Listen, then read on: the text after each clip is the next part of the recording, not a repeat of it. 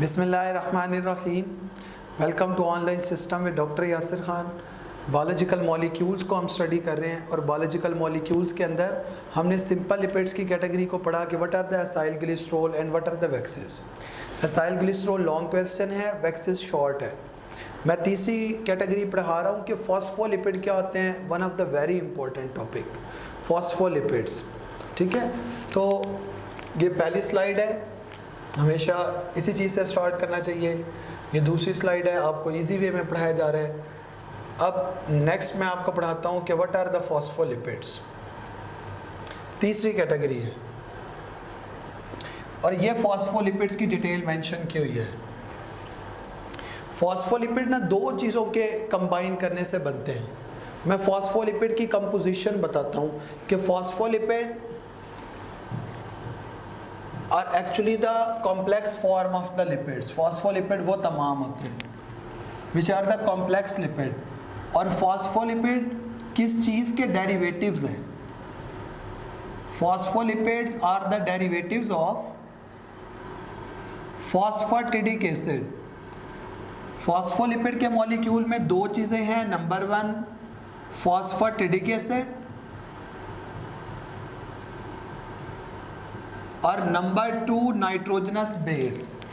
दो चीज़ें होती हैं बेटा एक फॉस्फोलिपिड के मॉलिक्यूल में, एक मैंने आपको बताया नाइट्रोजनस बेस और दूसरा मैंने आपको बताया फॉस्फेटिडिक एसिड।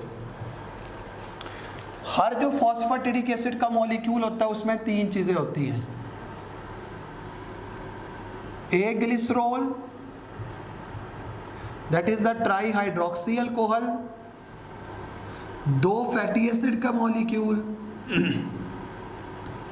एक ग्लिसरॉल दो फैटी एसिड के मॉलिक्यूल और तीसरा phosphoric acid that is either present in the form of phosphate. जब ये तीन चीज़ें कंबाइन कर जाती हैं तो फॉस्फोलिपिड नहीं बनेगा, बल्कि क्या बनेगा? फॉस्फेटिडिक एसिड बनेगा। जब उस फॉस्फेटिडिक एसिड के साथ नाइट्रोजनस बेस अटैच होगी तो फॉस्फोलिपिड बनेगा। तो मैंने कहा एक फॉस्फेटिडिक एसिड में एक ग्लिसरॉल का मॉलिक्यूल है दैट इज ट्राईहाइड्रोक्सी अल्कोहल, दो फैटी एसिड अटैच होते हैं और एक फॉस्फोरिक एसिड अटैच होता है। अब ये आपने याद रखना है कि ग्लिसरॉल के टोटल 3 कार्बन है, 3 कार्बन कंटेनिंग ट्राईहाइड्रोक्सी अल्कोहल है। उसके कार्बन नंबर 1 पर फैटी एसिड अटैच होगा, कार्बन नंबर 2 पर फैटी एसिड अटैच होता है और कार्बन नंबर 3 पर फॉस्फोरिक एसिड अटैच होता है। यानी कि बातें फिक्स हैं। कार्बन नंबर 1 पर फैटी एसिड अटैच होगा, कार्बन नंबर 2 पर फैटी एसिड अटैच होगा और कार्बन नंबर 3 पर फॉस्फोरिक एसिड अटैच होगा। जैसे प्रीवियसली आपको बताया था कि फैटी एसिड जब ग्लिसरॉल के साथ अटैच होता है तो वाटर का मॉलिक्यूल लिबरेट होता है। इसका मतलब है पहला वाटर निकलेगा जब पहला fatty acid carbon number 1 of the glycerol के साथ अटैच होगा, दूसरा वाटर लिबरेट होगा जब दूसरा fatty acid carbon number 2 of the glycerol के साथ अटैच होगा और तीसरा वाटर तब लिबरेट होगा जब phosphoric acid carbon number 3 of the glycerol के साथ अटैच होंगे। इट मींस कि आप कह सकते हो फॉस्फेटिडिक एसिड की फॉर्मेशन में कितने वाटर के मॉलिक्यूल लिबरेट होते हैं? उसका आंसर है 3 वाटर के molecules. How many water molecules are liberated as a result of formation of the phosphatidic acid? उसका आंसर है बेटा 3 वाटर के मॉलिक्यूल्स। अभी तक फॉस्फोलिपिड नहीं बना। फॉस्फोलिपिड बनने के लिए ज़रूरी है कि फॉस्फेटिडिक एसिड के साथ नाइट्रोजनस बेस भी अटैच हो। कौन कौन सी नाइट्रोजनस बेस अटैच हो सकती है? Either it is the choline, either it is the ethanolamine, either it is the inositol,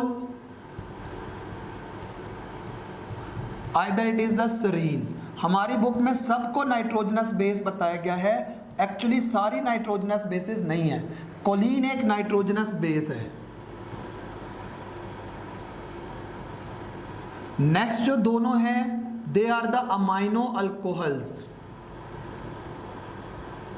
एथेनोलामीन और इनोसिटोल दोनों अमाइनो अल्कोहल है, जबकि सेरीन एक अमाइनो एसिड है।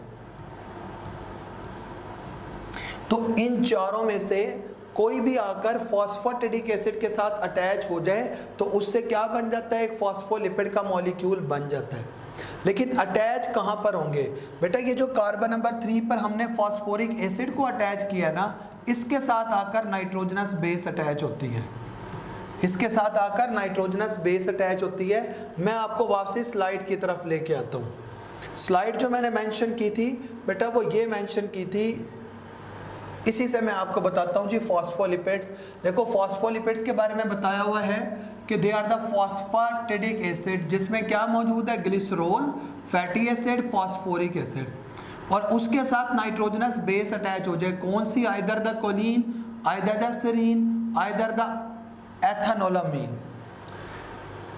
नेक्स्ट लिखा हुआ है ये जी एम्फीपैथिक सब्सटेंसेस हैं। एम्फीपैथिक इन्हें हम इसलिए कहते हैं क्योंकि डुअल नेचर होती है। मैं अभी आपको समझाता हूँ। ये एग्जाम्पल दी गई है आगे कि अगर choline nitrogenous base phosphatidic acid के साथ अटैच होगी तो बनने वाला जो फॉस्फोलिपिड होगा, बड़ा इंपॉर्टेंट बोर्ड का एमसीक्यू है, हम उसको फॉस्फोटाइडाइल कोलिन कहते हैं, जिसका कॉमन नेम लेसिथिन भी है। एंड दैट फॉस्फोटाइडाइल कोलिन और the lecithin is the most commonly occurring phospholipid. इसी तरह से अगर बेटा एथेनोलामीन अटैच होगी तो फिर फॉस्फोटाइडाइल एथेनोलामीन बन जाएगा, सेरीन अटैच होगी तो फॉस्फोटाइडाइल सेरीन बन जाएगा। तो उसमें से एक एग्जांपल मेंशन की गई है जो सबसे कॉमन एग्जांपल है, इट इज द फॉस्फोटाइडाइल कोलिन या फिर लेसिथिन। फंक्शन क्या होता है? फॉस्फोलिपिड्स वो तमाम होते हैं which are associated with the membrane, यानी फॉस्फोलिपिड्स वो तमाम हैं जो हमारे मेम्ब्रेन स्ट्रक्चर्स को बनाने में इन्वॉल्व होते हैं।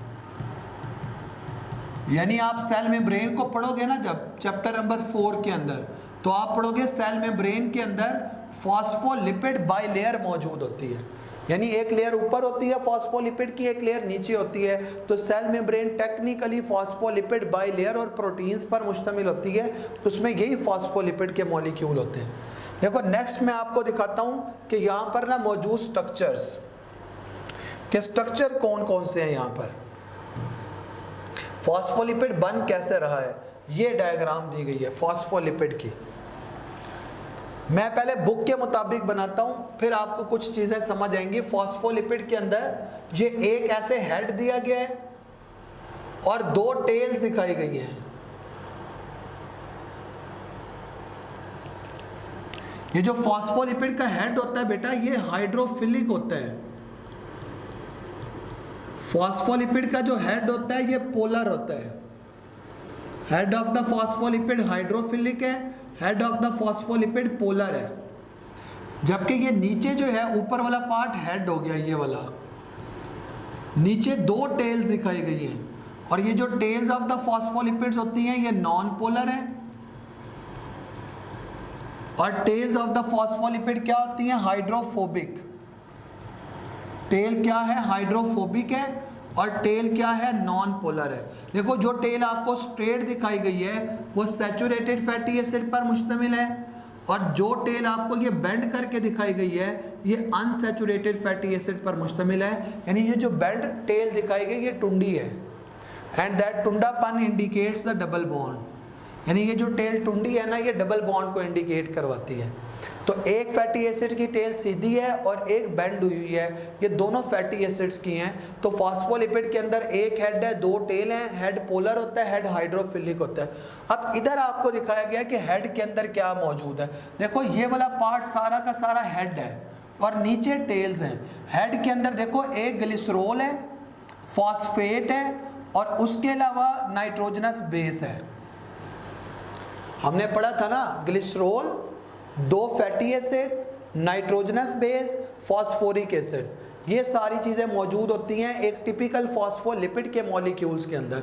अब उसमें कौन सी चीज़ कहाँ पर मौजूद है, हम इस बात को देख रहे हैं कि टेल तो प्योरली फैटी एसिड्स पर मुश्तमिल है ना। अब बाकी चीज़ों को देख रहे हैं। ग्लिसरॉल, पीछे क्या बच गया? ग्लिसरॉल बच गया, इसके अलावा क्या बच गया? फॉस्फेट ग्रुप बच गया, इसके अलावा क्या बच गया?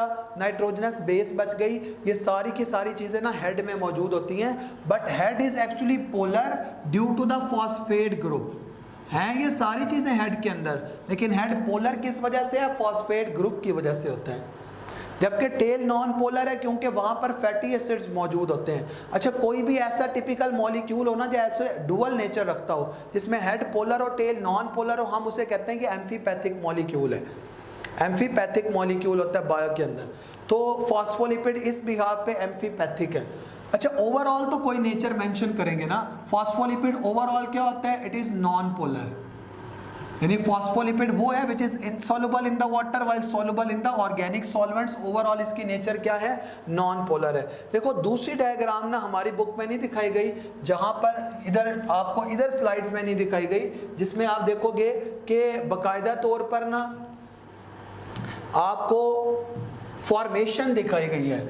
मैंने आपको जब ट्राईएसाइल ग्लिसरॉल पढ़ाया था ना, तब भी ये फॉर्मेशन बताई थी। मैं वो दोबारा एज पर बुक फॉर्मेशन यहाँ पर मेंशन करता हूँ। हमारी बुक में ना बाकायदा तौर पर फॉस्फोलिपिड की फॉर्मेशन भी दिखाई गई है।